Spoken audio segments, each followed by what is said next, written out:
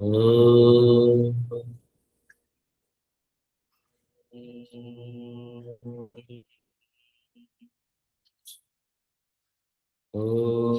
सहनावतु सहनौ भुनक्तु सह वीर्यं करवावहै तेजस्विनावधीतमस्तु मा विद्विषावहैः।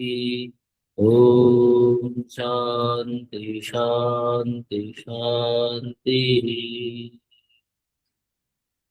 सदाशिवसमारम्भाम् शङ्कराचार्यमध्यमाम् अस्मदाचार्यपर्यन्ताम् वन्दे गुरुपरम्पराम्। श्रुतिस्मृतिपुराणानाम् आलयं करुणालयं नमामि भगवत्पादं शङ्करं लोकशङ्करम्। शङ्करं शङ्कराचार्यं केशवं बादरायणं सूत्रभाष्यकृतौ वन्दे भगवन्तौ पुनः पुनः। ईश्वरो गुरुरात्मेति मूर्तिभेदविभागिने व्योमवद्व्याप्तदेहाय श्रीदक्षिणामूर्तये नमः। ॐ भद्रं कर्णेभिः शृणुयाम देवा भद्रं पश्येमाक्षभिर्यजत्राः स्थिरैरङ्गैः स्तुष्ट्वागंसस्तनूभिः व्यशेम देवहितं यदायुः। स्वस्ति न इन्द्रो वृद्धश्रवाः स्वस्ति नः पूषा विश्ववेदाः स्वस्ति नस्तार्क्ष्यो अरिष्ठनेमिः स्वस्ति नो बृहस्पतिर्दधातु। ॐ शान्ति शान्ति शान्तिः।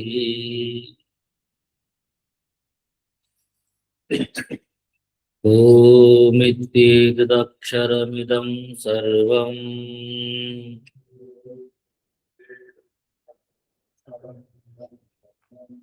तस्योपव्याख्यानम् भूतं भवद्भविष्यदिति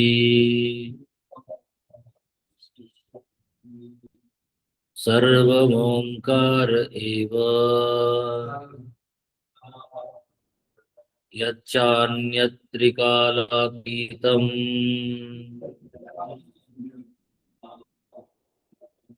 तदप्योङ्कार एव।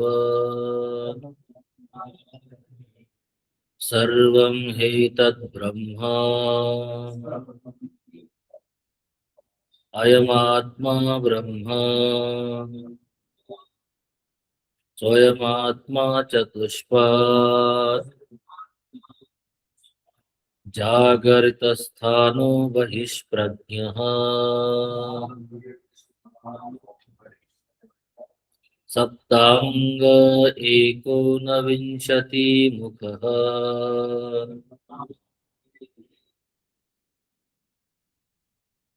स्थूलभुग्वैश्वानरः प्रथमपादः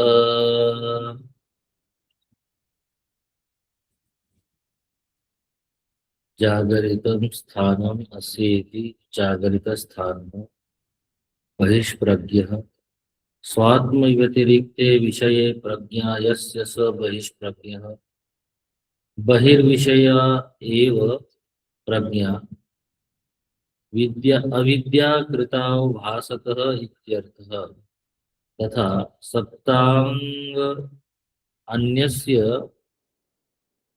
तस्य ह वा एतस्य आत्मनो वैश्वानरस्य मूर्धा एव सुतेजसाश्चक्षुर्विश्वरूपः प्राणः पृथक् वर्त्मात्मा संदेहो बहुलो ब बस्तिरेव रयिः पृथिव्या एव पादौ इति अग्निहोत्रकल्पना शेषत्वेन आहवनीय अग्निः अस्य मुखत्वेन उक्तः इति एवं सप्ताङ्गानि यस्य स सप्ताङ्गः तथा एकोनविंशतिमुखः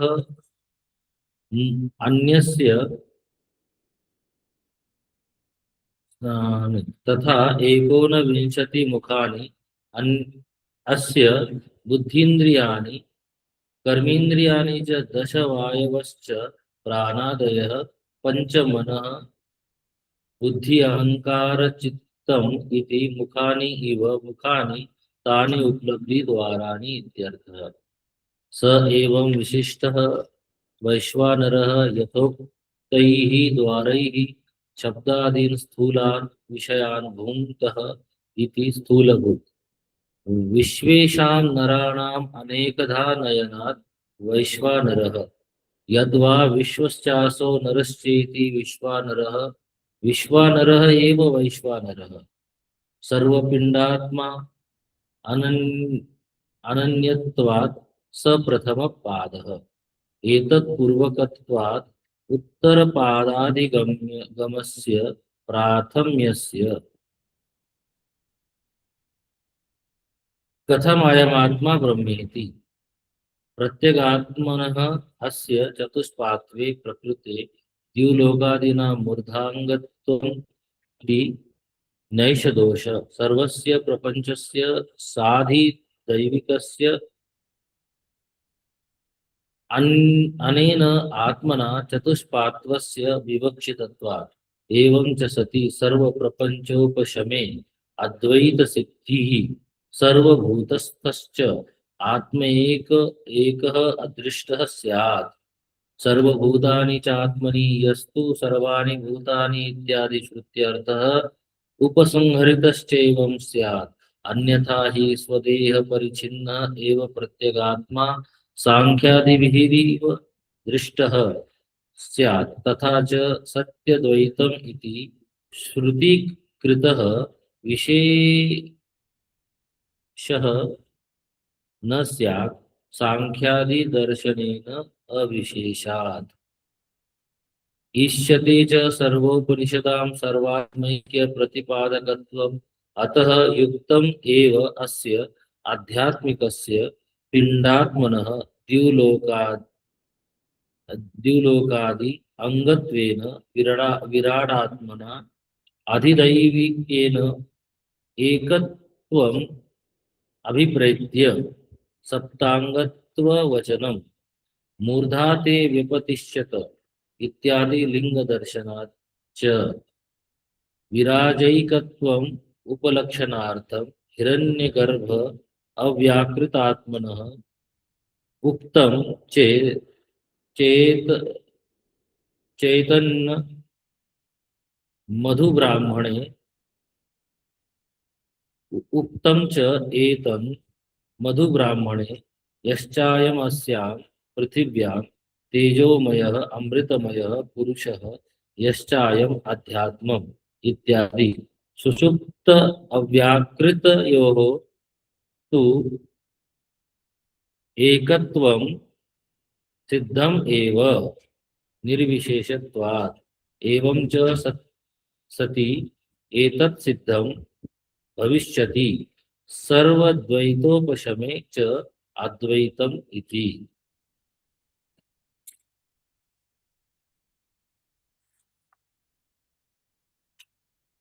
सो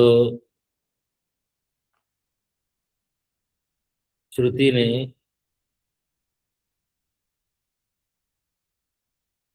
आत्मा के संदर्भ में विचार किया कि ब्रह्म तत्व क्या है कह रहे हैं कि वह जागृत स्थान में जो है वह प्रथम पाद के रूप में स्थूल भुक वैश्वानर प्रथम पाद के संदर्भ में विचार चल रहा है। सर्वम ही एतत् ब्रह्म पहले कहा कि वो ब्रह्म तत्व सर्वरूप है उसी को आत्मा के रूप में कहा गया कि अयम आत्मा ब्रह्म, यह आत्मा ही ब्रह्म है। और ये आत्मा कैसी है? बोले चार पाद वाली है। सोयम आत्मा चतुष्पाद। और चार पाद के साथ ये चार पाद कौन से है, इसके ऊपर भी श्रुति ने विचार आरंभ की। तो तीसरे मंत्र में आया, जागृत स्थानो बहिष्प्रज्ञ सप्तांग एकोन विंशति मुख स्थूल भूप वैश्वानर प्रथम पाद।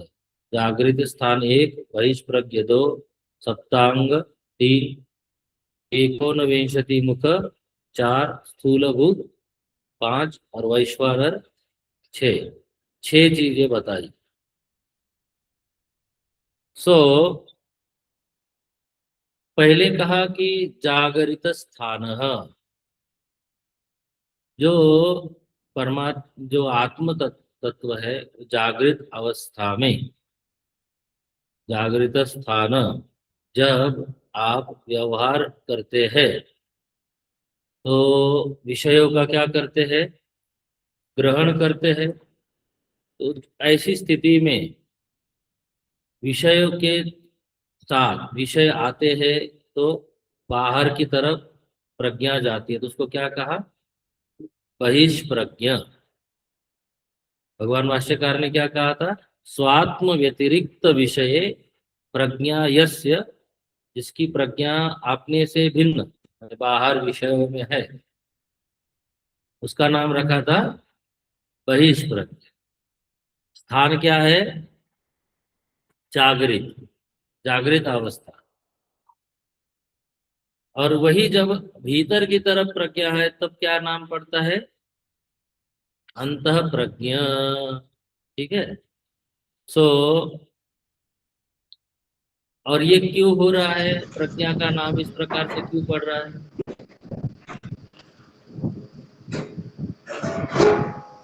स्वामी जी का माइक खुला है।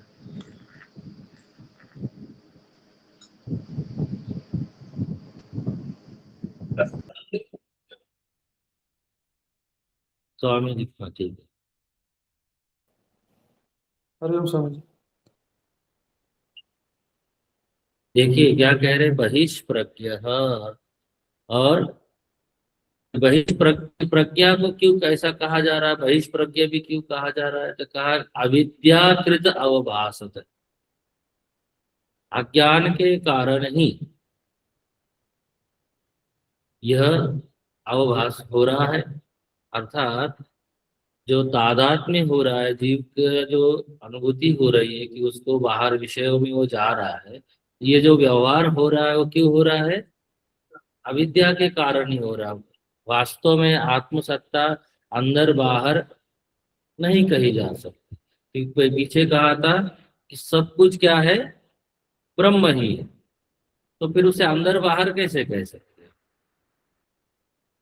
यह जो व्यवहार हो रहा है जीव रूप में, हाँ, अंतःकरण अभिमानी के रूप में, तो यह अविद्या के कारण ही हो रहा है।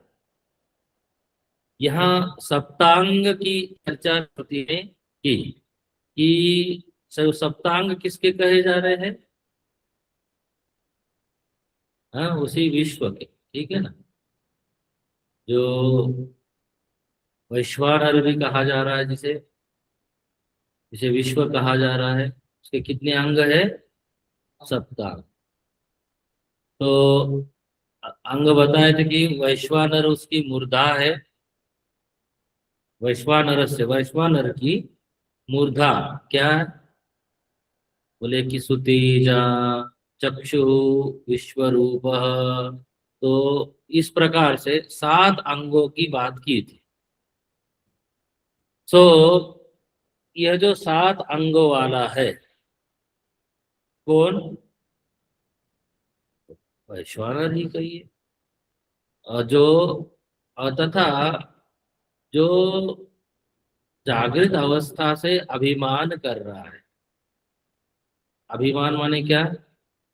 जागृत अवस्था की उपाधि को ग्रहण कर रहा है, और उसमें वह बहिर्मुखी हो रहा है, उसमें विषयों का ग्रहण कर रहा है। तो देखिए, उपाधि का क्या है, उपाधि उपलब्धा के नजर में होती है, उपलब्धा को उपलब्ध होती है। वास्तव में चेतन उपहित जो हो रहा है चेतन ही, तो चेतन में कोई परिणाम नहीं होता। का उदाहरण ऐसे है कि जैसे स्फटिक शिवलिंग जो होता है, तो पुष्प उपहित होता है, पुष्प से क्या होता है, उपहित हुआ। तो पुष्प की उपाधि का उस पे आरोप होने के बाद भी उसमें कोई परिणाम नहीं हुआ, लेकिन उपहित होकर क्या अनुभव हुआ, वो नीला, पीला इत्यादि के रूप में। तो किसको अनुभव होता है, उपलब्धा को इस रूप में अनुभव होता है।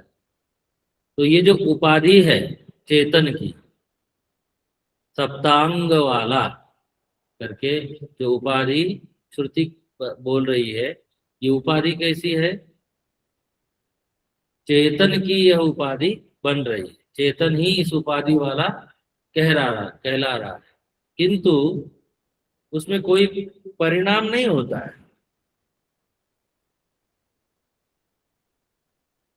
सो ये कैसा है, कह रहे कि सप्तांग वाला है, और एक विंशति, विंशति माने होता है 20, जैसे कि एक कम 20 क्या बोलते हैं, 19 है ना।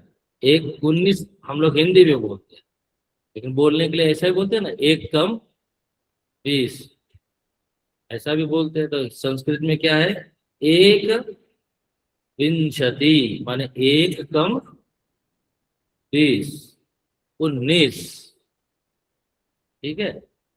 19 क्या है, उसके कह रहे हैं मुख है। कौन कौन से, पंच ज्ञानेन्द्रिया और पंच कर्मेंद्रिया और पंच प्राण और अंतःकरण चतुष्टय। तो इन मुखों से क्या होता है, मुख क्यों कह रहे हैं इसे, पिछले सप्ताह देख रहे थे हम, मुख क्यों कह रहे हैं, बोले मुख इसलिए कह रहे हैं कि मुखानी इव मुखानी तानी उपलब्धि द्वारानी। भाष्यकार ने क्या अर्थ किया था कि ये उपलब्धि द्वार है, किसके, विषयों के, इंद्रियों के द्वारा ही। जो देहाभिमानी है, जो अंतःकरणाभिमानी है, वो इंद्रिय द्वार से ही क्या करता है, विषयों का ग्रहण करता है।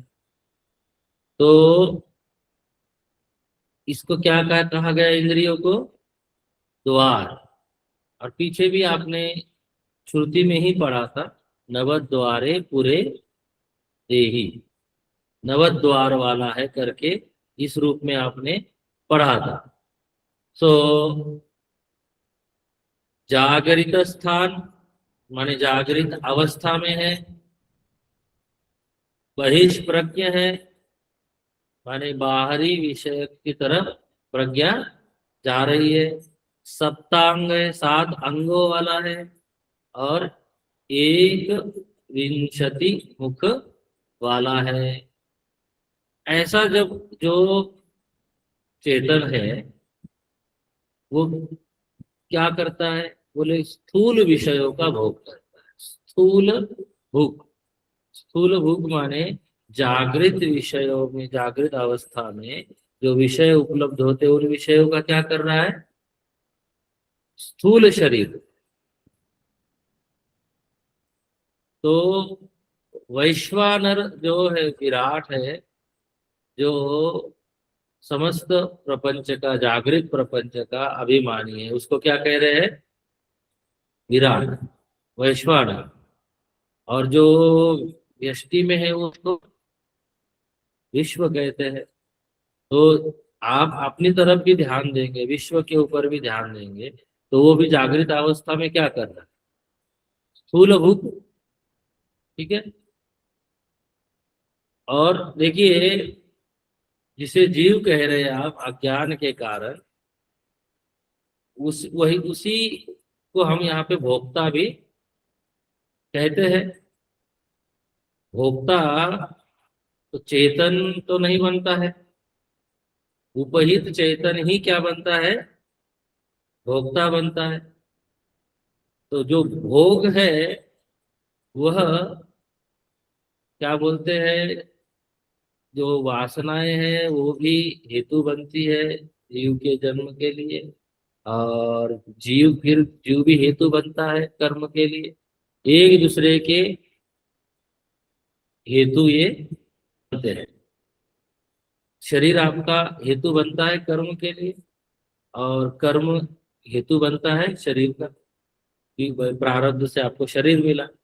और फिर कर्म कर्म कैसे हुआ, शरीर से हुआ। तो जीव का पुनर्जन्म इत्यादि जो बोलते हैं ऋषि लोग, कि पुनरपि जननम पुनरपि मरणम, तो यही देहाभिमानी क्या करता है, देह के साथ तादात्म्य करता है। अब कैसे किया है ये तादात्म्य, अज्ञान के कारण। सो देखिए, ये उसके लिए विषय उपलब्ध करने वाले द्वार होने के कारण इसको क्या कह रहे हैं, मुख कह रहे हैं। इसी के द्वारा विषयों का क्या करता है, भोग करता है। तो कितने द्वार है ये, 19 द्वार। इसी को आप सूक्ष्म शरीर भी कहते हैं। स स एवं विशिष्ट वैश्वानर यथोक्त द्वार, वह जो वैश्वानर है, परमात्मा है, इन द्वारों से क्या है, युक्त है। शब्दादीन स्थूलान विषयान भूमतः, क्या करता है, शब्दादि स्थूल विषयों का भोग करता है। जो भी शब्द स्पर्श रूप रस गंध विषय आते हैं, उन विषयों का वो क्या बोलता है, भोक्ता बनता है। इसी कारण उसका नाम यहाँ क्या रख रहे हैं जागृत अवस्था में, स्थूल भूख।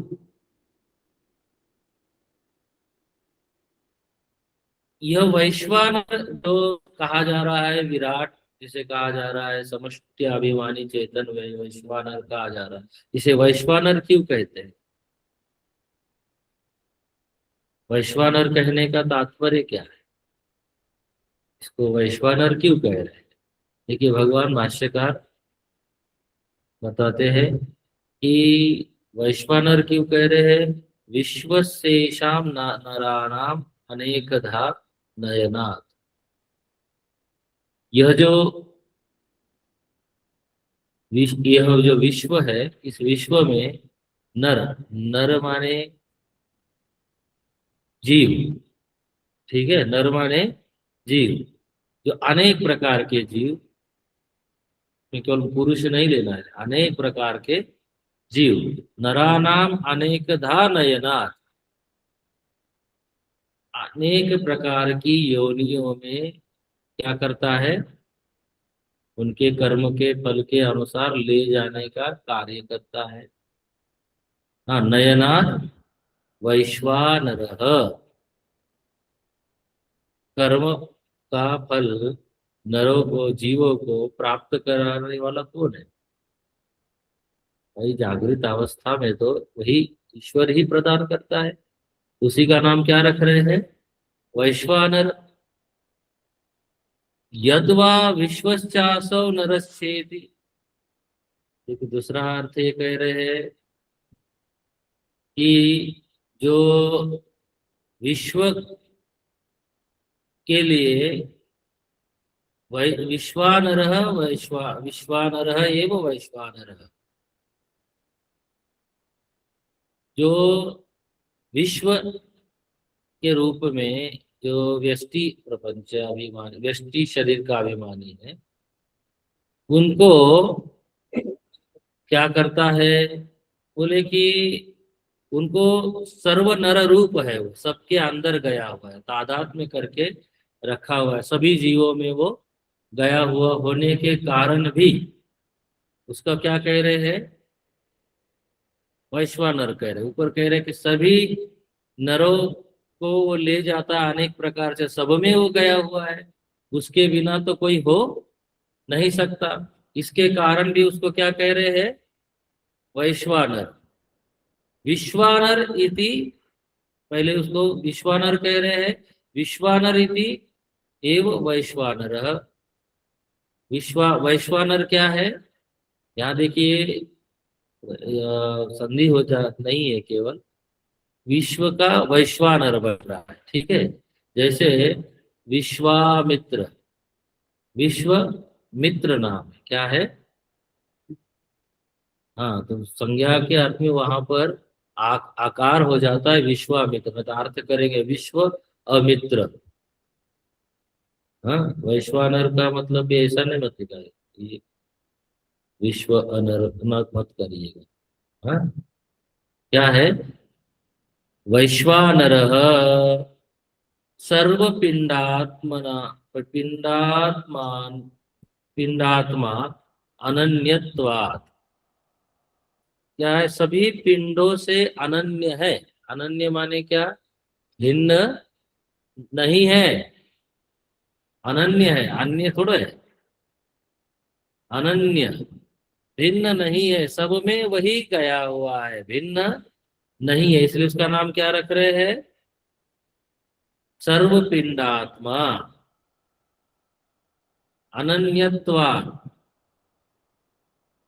सब में वही गया हुआ है जागृत अवस्था में, इसलिए उसके कह रहे कि यही उसका क्या है, प्रथम पाद। वैश्वानर को ही क्या कह रहे हैं, प्रथम पाद। जब आप ये जागृत प्रपंच पे ध्यान जाता है आपका, तो कौन ध्यान में आना चाहिए, वैश्वानर विराट। यह नहीं कि अलग अलग वस्तुएं ध्यान में आ रही है, जैसे ही ध्यान जावे तो विराट के ऊपर, ये प्रथम पाद है उसका। आचार्य कह रहे हैं कि सर्वपिंडात्मा अनन्यत्वात् स प्रथम पाद एतत् पूर्वकत्वात् उत्तर पाद अधिगमस्य प्राथम्य प्राथम्यम अस्य। प्रथम पाद को समझे बिना उत्तर पाद का समझ बन नहीं सकती, ठीक है। प्रथम पाद को समझे बिना आगे के पाद समझ में नहीं आ सकते, इसलिए पूर्व का स, पहले प्रथम पाद को बता रहे, इसलिए प्रथम पाद को समझते हैं तो फिर उत्तर उत्तर के पाद समझ में आ जाते हैं, क्रम है। सो यह जो परमात्मा है, इसे विश्वानर कह रहे हैं, वैश्वानर कह रहे हैं, वह क्या है बोले, सर्व आत्मा है, सभी जीवों में वह गया हुआ है, सभी का अयन है, उससे भिन्न होके कोई रह नहीं सकता। लेकिन जो जागृत अवस्था भी मानी है, उसे हम क्या कह रहे हैं, जीव कह रहे हैं, क्योंकि वही अज्ञान के कारण इस अवस्था के साथ तादात्म्य कर रहा है, और वही विषयों का भोग भी कर रहा है। कैसे कर रहा है बोले, अविद्याकृत, अविद्या के कारण, अज्ञान के कारण वह बहिष्प्रज्ञ बन रहा है। अब यहाँ साधक का क्या दायित्व बनता है, क्या ध्यान देना चाहिए। देखिए, यहाँ ध्यान देने वाली बात यह है कि जब उस आत्म वस्तु पे, वैश्वानर पे ध्यान देते हैं, तो आप इस पे ध्यान दें कि जो जागृत अवस्था में है वह विषय के ग्रहण के लिए बहिर्देश में गमन कर रहा है, तदाकार वृत्ति कर रहा है। तो कैसे क्या हो रहा है बोले कि उपहित हो रहा है, और उसके साथ फिर तादात्म्य कर रहा है। और वह कैसा है, तो बोले कि जो वैश्वानर है वह ये सप्तांग वाला है, 7 अंग है। जब आप विराट में देखते हैं तो उसके 7 अंग है, और 21 मुख है। और वो कैसा है, बोले कि वो स्थूल भूत है, बहिष्प्रज्ञ है। यही उस वैश्वानर का प्रथम पाद है। ये वैश्वानर ही क्या है, प्रथम पाद है। किसका, उस आत्मा का, जिसको चतुष्पाद के रूप में पीछे प्रतिपादित किया गया था।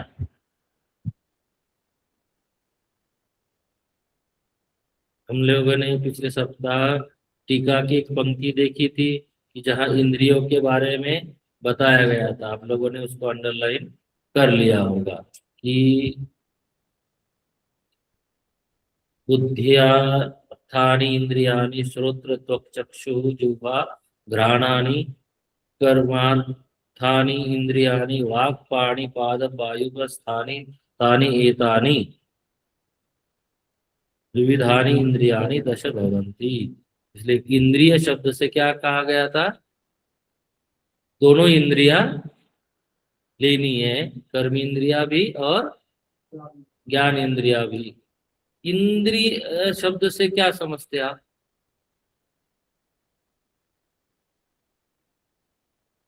हाँ, इंद्रस्य। हाँ, हम लोग क्या कहते हैं, इंद्र, इंद्र की जो है उसके होने के कारण इंद्रिया कहते हैं।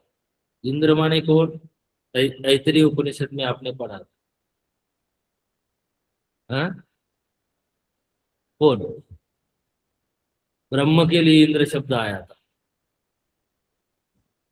हाँ, इंद्र माया इंद्र मायावी पुरु रूप ये देश श्रुति में आता है ना, तो वहां पे दृष्टा के रूप में इंद्र को शब्द प्रयोग किया था, इंद्र शब्द प्रयोग हुआ था। तो ये इंद्रियों से जो विषय आते हैं उसका दृष्टा कौन बन रहा है, जो आत्मा है वही दृष्टा बन रहा है, अभिमानी ही दृष्टा बन रहा है। जैसे उसी को यहाँ पे क्या कह रहे हैं, इंद्र कहे, इसलिए इंद्रिया शब्द भी प्रयोग किए थे। तो देखिए आगे भाष्य में चलते हैं। प्राथम्यम अस्य, इसलिए इस पाद का प्राथम्य बताया गया। कथम अयम आत्मा ब्रह्म प्रत्यगात्मनः अस्य चतुष्पात्वे प्रकृते द्युलोकादिना मूर्धादि अंगत्वम इति। कह रहे कि ये जो आत्मा है ये कैसे ब्रह्म हो सकता है, इसे आप ब्रह्म कैसे कह रहे हैं। और उसी को प्रत्येगात्मा के रूप में चतुष्पाद उसके बताए, प्रकृति में द्युलोक आदि उसके मूर्धा इत्यादि अंग के रूप में प्रतिपादन किया गया। तो बोले कि ये कैसे बतलाए गए हैं, कैसे बताए जाएंगे, इसको आप समझाइए। तो भगवान भाष्यकार कहते हैं इसमें कोई दोष नहीं है कि उस आत्म वस्तु के, प्रत्येक आत्मा के ही 4 पाद है, द्युलोक इत्यादि ईश्वर में उसके अंग है, सप्तांग है, ये जो बताया गया इसमें कोई दोष नहीं है। बोले कैसे दोष नहीं है, बोले सर्वस्य प्रपंचस्य साधिदैवकस्य अनेन आत्मना चतुष्पात्वस्य विवक्षितत्वात्।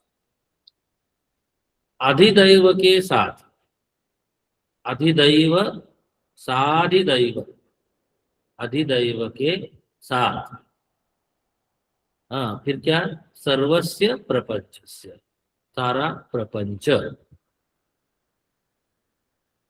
आत्मना के, आत्मा के 4 पादों के रूप में वहां विवक्षित किया गया। कैसे, बोले कि प्रथम पाद में सारा प्रपंच, जो भी जागृत प्रपंच है, जो भी दृश्य प्रपंच है, वह सबका सब वैश्वानर के द्वारा क्या है, व्याप्त है। और इस प्रपंच पे जब ध्यान देते हैं तो वैश्वानर की तरफ ध्यान जाता है। तो देखिए, सर्वस्य प्रपंचस्य साधिदैवकस्य अनेन आत्मना चतुष्पात्वस्य विवक्षितत्वात्। तो चार पाद बतलाना इस आत्मा का क्या है यहाँ पे, अभिष्ट है। तो प्रपंच में के रूप में ही चार पाद। तो तीन पाद कौन से हैं? तीन पाद जागृत, स्वप्न और सुषुप्त। और जब चतुर बोलते हैं तो आपको तुरीय जो है प्रपंच रहित चैतन्य वो भी चित्त में आना चाहिए। विश्व, वैश्वानर, हिरण्यगर्भ और ईश्वर, ये आपके चित्त में तीन पाद जैसे ही आवेंगे तो चौथा जो निष्प्रपंच आत्मा है, ब्रह्म है, वो भी आना चाहिए। तुरीय जो है वो भी आना चाहिए, पहले बता चुके हैं। तो क्या कह रहे हैं, एवं च सती सर्व प्रपंचोपशमे अद्वैत सिद्धि। चार पाद इसलिए बताए जा रहे हैं कि तीन पादों के ऊपर जब विचार करते हैं तो जब सारे प्रपंच का उपशम हो जाता है, सारा प्रपंच का क्या हो जाता है, उपशम हो जाता है, तो अद्वैत की क्या हो जाती है, सिद्धि हो जाती है। चतुर्थ आपको ऐसे ही उपलब्ध हो जाता है। चतुर्थ भी जो बोला जा रहा है वो ये तीन के संदर्भ से ही बोला जा रहा, संख्या जो बोला जा रहा है इन तीनों को गिन रहे हैं, इसके कारण चतुर्थ को भी बोल रहे हैं, लेकिन चतुर्थ कोई संख्या नहीं है। तो इसलिए सर्व प्रपंच उपशमे अद्वैत सिद्धि ही। देखिए, थोड़ा सा अंग्रेजी महाराज को देखते हैं। सर्वस्येति, तीसरी पंक्ति है, देखिए, सर्वस्येति आध्यात्मिकस्य आधिदैविकेन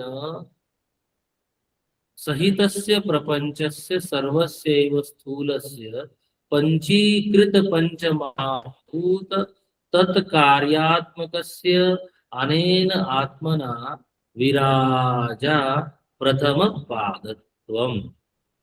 देखिए, आध्यात्म तथा आधिदैव, ठीक है, सहित जो प्रपंच है, कौन सा प्रपंच, हाँ, सर्वस्य एवं स्थूलस्य।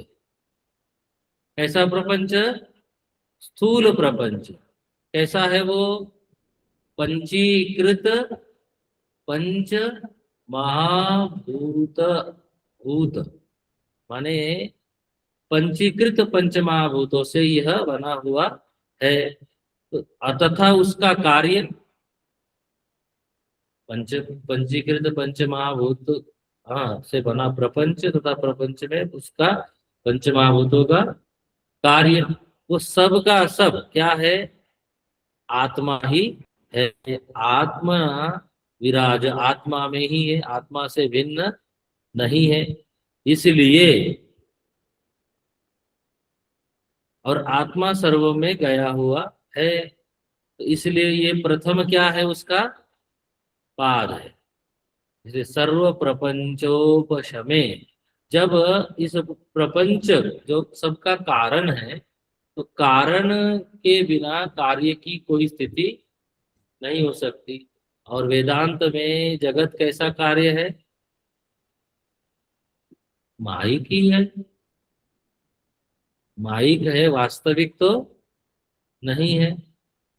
तो जब इसके ऊपर से आप देखेंगे और ध्यान हटाएंगे और ध्यान जाएगा आत्मसत्ता की तरफ, तो क्या रहेगा, केवल अद्वैत सत्ता ही शेष रहेगी जब प्रपंच का उपशम हो जाएगा। लेकिन जब तक आप प्रपंच को सत्य देखते रहेंगे तब तक वो फिर आपको परेशान भी करता रहेगा, सुखी दुखी भी करता रहेगा। लेकिन जैसे ही प्रपंच का उपशम होता है तो अद्वैत की साक्षात सिद्धि हो जाती है। अब ये आगे वाली पंक्ति देखिए, सर्वभूतस्थ सर्वभूतस्थश्च आत्मा एकः अदृष्टः स्यात्। देखिए क्या कह रहे हैं, आनंद गिरि जी महाराज को थोड़ा देखिए। यदा एवं तुरीये पर्यवसानं जिज्ञासोः मुमुक्षोः इष्यते तदा तत्त्वज्ञान प्रतिबंधकस्य प्रातिभासिक द्वैतस्य उपरमे सति अद्वैत परिपूर्ण ब्रह्म अहम अस्मीति वाक्यार्थ साक्षात्कार सिद्ध्यति इति फलितम आह। जब तुरीय में इन तीनों प्रपंचों का उपशम हुआ और तुरीय में पर्यवसान हो गया, किसका? जिज्ञासु का, मुमुक्षु का। सबका नहीं होगा, किसका होगा? जिज्ञासु का, मुमुक्षु का। जो चाहता ही नहीं पर्यवसान हो जाए उसका कैसे हो जाएगा? जो मुक्त होना चाहता है उसी की तो मुक्ति होगी। जो मुक्त होना ही नहीं चाहता हो तो अजी मालूम है स्वर्ग जाएगा कि नहीं जाएगा? हाँ, एक दूसरा भी तो रास्ता है जाने का। वहां गया तो क्या करेगा? तो सब लोग युधिष्ठिर थोड़ो है कि स्वर्ग जाएंगे। हाँ, कुछ लोग दूसरी जगह भी जाते हैं। जिज्ञासो हो मुमुक्षु हो इष्यते तदा तत्व ज्ञान प्रतिबंधकस्य। जब तत्व ज्ञान में जो प्रतिबंध है, वो प्रतिबंध क्या है? ये जगत जो प्रातिभाषिक सत्ता है जिसकी, हाँ, प्रतीति हो रही कि नहीं हो रही है? और ये प्रतीति इतनी दृढ़ है हमारी कि हम इसे सत्यत्वेन क्या करते हैं? स्वीकार करते हैं। लेकिन जब इस प्रातिभाषिक द्वैत का, द्वैतस्य ऊपर में द्वैत की उपरामता हो गई, क्यों? इन चार पादों का विचार करके जैसा श्रुति करा रहे, तो सती अद्वैत परिपूर्ण ब्रह्मास्मि, ब्रह्म अहम अस्मि, ब्रह्म मैं कैसा हूं? अद्वैत परिपूर्ण ब्रह्म हूं, ऐसी अनुभूति क्या हो जाएगी? साक्षात्कार हो जाएगा उसका। वाक्यार्थ का साक्षात क्या हो जाएगा? बोध हो जाएगा।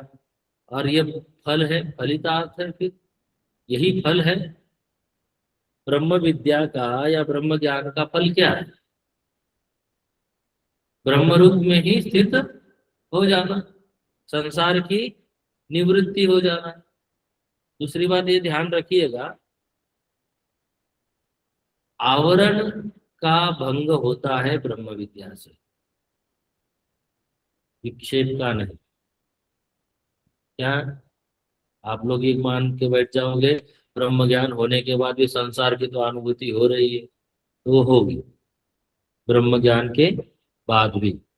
ब्रह्म ज्ञानियों को भी अज्ञानियों की तरह व्यवहार करता हुआ देखा गया है, अगर ग्रंथों को आप देखेंगे तो। वशिष्ठ, हाँ, विश्वामित्र, ये सब लोगों को आप देखेंगे। यहाँ तक व्यास जी के बारे में भागवत जी में आता है कि शुद्ध जी, सुखदेव जी जब प्रकट हुए, जन्म हुआ, तो वो जन्म लेते ही चल पड़े। यज्ञोपवीत भी नहीं हुआ था, तो जंगल की तरफ चल पड़े। तो व्यास महाराज जैसा ब्रह्म ज्ञानी जिसने इतने पुराण लिखे, वेदों का संग्रहण किया और इतना सब कुछ किया, वो उनके पीछे पीछे पुत्र पुत्र पुत्र करते हुए दौड़े। तो व्या कथा ऐसी आती है कि सुखदेव जी जा रहे थे तो कुछ महिलाएं स्नान कर रही थी, तो उन्होंने अपने वस्त्र ढकने का भी प्रयास नहीं किया, लेकिन व्यास जी आ गए तो उन्होंने तुरंत ही अपने शरीर को ढक लिया। तो कहते हैं कि सुखदेव जी तो ब्रह्म निष्ठ थे, तो व्यास भगवान में भी यह बात देखने को आती है। तो आवरण का ब्रह्म विद्या से क्या हो जाता है, नाश हो जाता है। लेकिन जब तक प्रारब्ध है तब तक विक्षेप रहता है। अंतःकरण तो बाधित हुआ, लेकिन अंतःकरण बना हुआ है, नष्ट तो नहीं हुआ। विशेष तो ये हो गया कि उस अंतःकरण में जो बंधन था वो नष्ट हो गया, वो बाधित हो गया, ठीक है ना। लेकिन अंतःकरण का व्यवहार तो होता ही है। सो देखिए, कहते हैं उक्त न्यायेन तत्व साक्षात्कारे संग्रहिते सर्वेषु भूतेषु। ये जो ऊपर बताया गया है ये न्याय है, ऊपर की जो दो पंक्तियां है ये सिद्धांत है कि भाई जब आत्मज्ञान हो जाएगा, तुरीय अवस्था में आपका पर्यवसान हो जाएगा, तो प्रपंच का उपशम हो जाएगा और ब्रह्म अहम अस्मि यह साक्षात्कार हो जाएगा। तो उक्त न्यायेन तत्व साक्षात्कारे संग्रहीते सर्वेषु भूतेषु ब्रह्मादि स्थावरांतेषु आत्मा एक। अब ब्रह्मादि स्थावरांतेषु रहा ही नहीं उसके लिए, उसके लिए प्राकृतिक सत्ता भले ही हो जगत की। ब्रह्मा जी से लेके स्थावर वृक्ष वनस्पति चींटी पिपली का यहाँ तक सब कुछ उसके लिए क्या है, प्रातिभाषिक हो गया है, माहिक हो गया, वास्तविक तो नहीं है। तो आत्मा सब में व्याप्त है, क्योंकि आत्मा के बिना तो कोई सत्ता हो नहीं सकती। तो उसका बोध क्या होगा, तत्व साक्षात्कारे संग्रहीते सर्वेषु भूतेषु। संग्रहीते सर्वेषु भूतेषु ब्रह्मादि स्थावरांतेषु आत्मा एक अद्वितीय। सब में आत्मा क्या है फिर, एक है, अद्वितीय है। ऐसा क्या करता है फिर वो, दृष्ट, दृष्ट माने प्रमीत, प्रमीत माने प्रमा ऐसी उसकी होती है, दृढ़ प्रमा होती, क्या होती है, दृष्ट से क्या मतलब है, भगवान भाष्यकार ने दृष्ट, दृष्ट माने ऐसा देखता है, सर्वभूतश्च आत्मा एक दृष्ट, इस रूप में देखता है, ठीक है। दृष्ट माने देखिए, सातवीं टिप्पणी है, सातवीं टिप्पणी में क्या है, दृष्ट प्रमीत।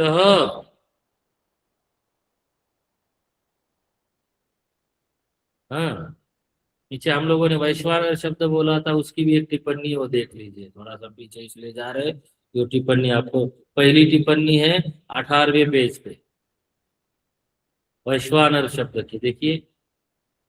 विश्वे च ते नरा, नर शब्द वाच्या स्थूल देहा। नर शब्द से क्या कह रहे हैं, जो स्थूल शब्दाभि स्थूल देहाभिमानी है उसको क्या कह रहे हैं, नर कह रहे हैं। हाँ, और सारे देहों का जो अभिमानी है उसको क्या कह रहे हैं, वैश्वानर कह रहे हैं। देखिए, टिप्पणी से काफी कुछ आपका क्लियर हो जाएगा, आप खुद भी देख लिया करिएगा, जहाँ लिखी हुई है टिप्पणी तो उसका अर्थ क्या किया है टिप्पणी में, आप देख लिया। सो देखिए, सर्वभूतस्थात्मा एक दृष्ट स्यात्, तो ऐसी उसकी अनुभूति होती है। और सभी भूतों में क्या देखता है, सभी भूतों को आत्मा में देखता है। पहले तो क्या देखा, सभी भूतों में आत्मा एक देखी, और सभी भूतों को क्या देख लिया, अब आत्मा में देख लिया। सर्वभूतानि च आत्मनि, यस्तु सर्वाणि भूतानि, यह श्रुति में भी आया है। इस रूप में सारे भूत उसी आत्मा में है, ऐसा अनुभव वह करता है। कि यह श्रुति ने भी इस प्रकार से ही अनुभव की बात बताई है। ईशावास्य की श्रुति है, यस्तु सर्वाणि भूतानि, हाँ, सब उसी में स्थित है। भूत इत्यादि श्रुत्यर्थः उपसंहृतश्चैवं स्यात्, इस प्रकार से इसका उपसंहार किया जाता है। अब यहीं पे रोकूंगा, फिर थोड़ा सा विचार अलग हो जाता है तो उसको अगले सप्ताह देखेंगे।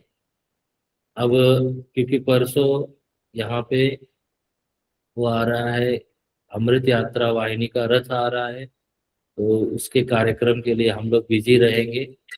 शुक्रवार तक वो रथ यहाँ है, तो हम लोगों की क्लास शनिवार की सीधी स्वाध्याय मंडल की होगी, और फिर सोमवार को ही क्लास लेंगे। शनिवार को शाम वाली गीता की क्लास शनिवार रविवार को लेंगे। ठीक है। ओम पूर्णमदः पूर्णमिदं पूर्णात् पूर्णमुदच्यते पूर्णस्य पूर्णमादाय पूर्णमेवावशिष्यते। ओम शांति शांति शांति। हरि ओम। श्री गुरुभ्यो नमः। हरि ओम।